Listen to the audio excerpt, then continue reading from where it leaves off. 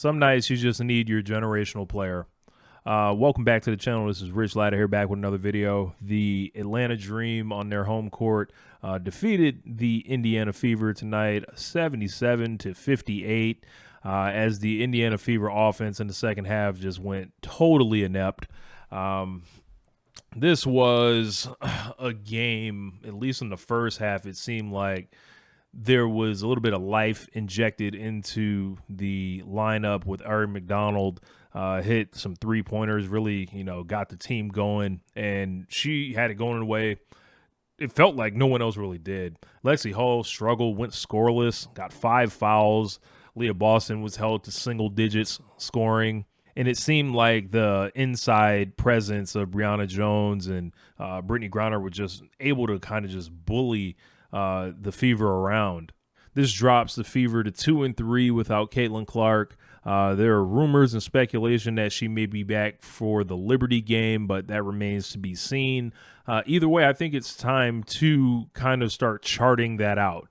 The original prognosis kind of felt like it was going to be 4 games. And here we are, with a 5th game here. So, I'm not saying you need to rush Caitlin Clark back, but if she's available and good to go, she's already practicing.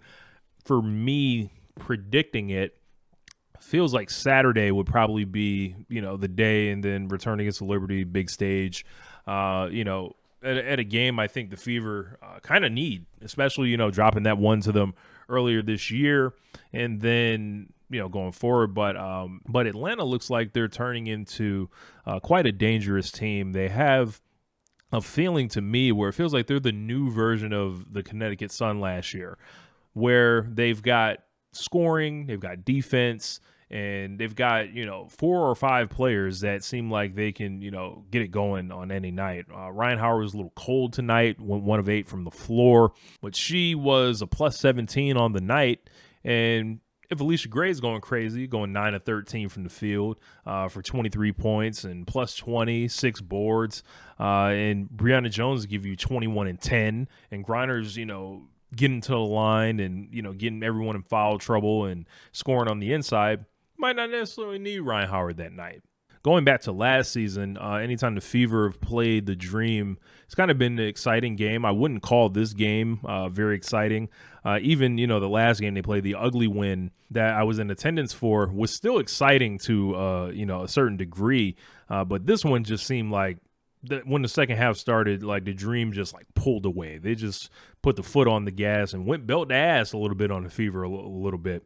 I know a lot of people probably want to judge Stephanie White here, because the team got a win over Chicago Sky, a team that is not very good. But I think, you go against a good team, you're going to need Caitlin Clark. You're going to need the way that she attacks the floor, the way that she creates for Aaliyah Boston and keeps her involved in the offense. Aaliyah Boston's not even shooting 10 times this evening, so that's, it's going to be hard, against a good team for the Fever to win if Aaliyah Boston is limited in that kind of capacity. Kelsey Mitchell, terroristic percentages, 5 of 16, only 11 points. Not much for me in fantasy, but that's another discussion. I won't say that the Fever can't play like this. It's just this isn't the full team. So I would expect, a team like the Dream to handle business against the Fever. What I'm kind of taking away from this is it is a non-negotiable now that Ari McDonald, play her way onto the Indiana Fever, no matter how it has to happen. Whether Bree Turner has to get cut, I see a lot of people calling for that. She's not really playing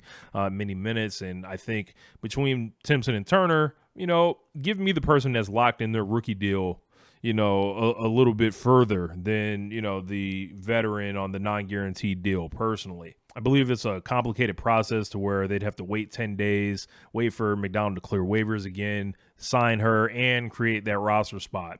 At this point, she brings something to the team that I don't think anyone else does. She has the ability to kind of just go crazy on the defensive end in a way that Kelsey Mitchell and Caitlin Clark can't. They can't do it because of whether they will get the fouls called on them or the aggressiveness, like to where they'll be spending so much energy. The person that you want to send in there just almost as this wild defender is Ari McDonald.